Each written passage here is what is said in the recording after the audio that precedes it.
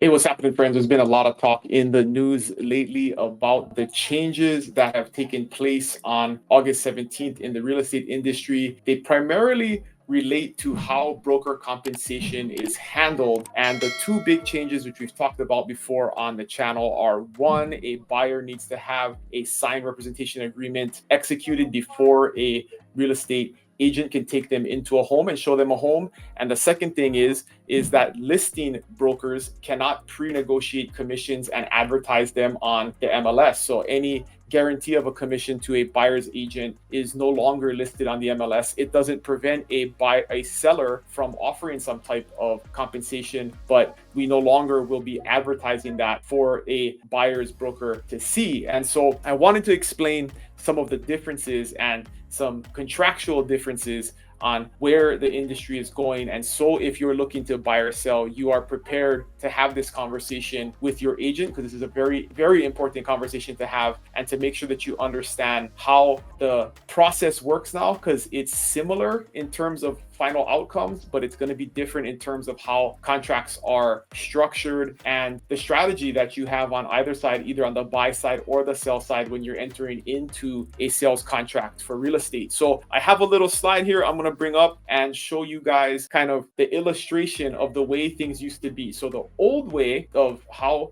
real estate brokers did business was that a seller would pay a listing broker X%, whatever percent that listing broker negotiated with that seller, the seller would pay them that at closing. That listing broker would designate a certain amount of that percentage to go towards a buyer's agent when that buyer broker brought a buyer to purchase that property, and they would then pay a cooperating broker commission to the buyer's brokerage. That's how the process has worked for decades up until now. And this practice is what was at the center of the NAR lawsuit, and is why we've had this new settlement that is changing this. The settlement doesn't explicitly prohibit this, but it is conflicting. Some of it says you absolutely can't do it, and some of it says you can, as long as you don't do it in MLS. Our company, our brokerage, has decided that we are not going to do this.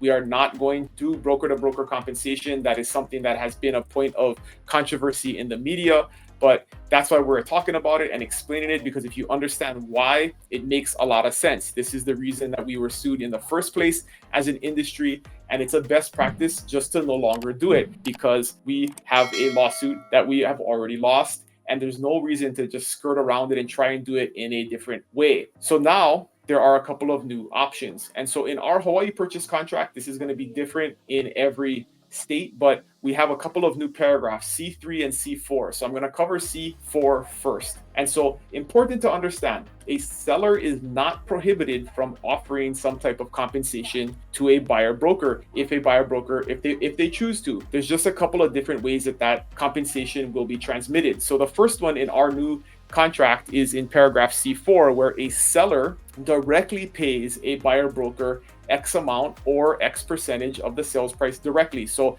the money just doesn't flow to their listing broker, and then their listing broker shares that commission with the buyer's broker. So same idea, only it's flowing directly from the seller to the buyer's broker, and that will be specified in paragraph C4 in our revised purchase contract. And then we also have a paragraph C3. So there's C2, which is the overall sales price, and then there's two options. You can use one or both to handle compensation or a concession. And so C3 is similar, but a little bit different.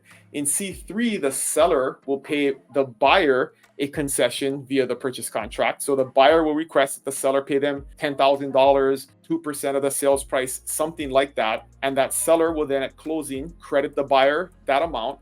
And then the buyer can apply that to their closing costs. One of their closing costs will be cost of representation that their broker is due to their agreement that they signed prior to seeing property. And so in this case, the buyer would collect funds from the seller via a concession, and then they would distribute those funds to their broker or to their lender or towards escrow and title fees. However they choose, they can then distribute those closing costs. So at the end of the day, it's going to be very similar to what it looks like today. It's just contractually and the way the money flows, it's going to flow a little bit differently. So it's just important to understand as a consumer what's happening and have a discussion with your real estate agent on what the best option is for your situation, because every single situation is going to be different based upon your finances, your loan program, how much money you have down. There's different options that we're going to have to structure your offer to make sure that you accomplish what you're trying to accomplish in the purchase of property. So if you have any questions, I can answer them about Hawaii. Definitely when it comes to the contract, if you're in another state, you want to contact a broker there that understands those contracts in depth. But happy to answer any questions. You can always book a meeting with the link below in the description, or you can email me at dylan@buybigisland.com. I hope this helps synchronize kind of what's going on and explain what's going on in the market. But again, always available if you have any questions. Thank you guys for watching. Aloha.